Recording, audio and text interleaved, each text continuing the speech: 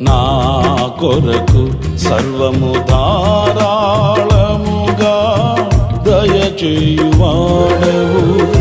దాహము తీర్చుటకు బండను చీల్చిన ఉపకారివి.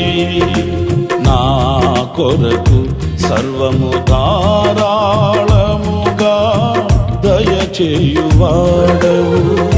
దాహము తీర్చుటకు బండను చీల్చిన ఉపకారివి.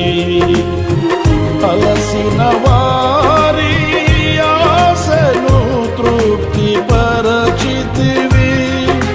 అనంత కృప పొంది ఆరాధింతును అనుక్షణము.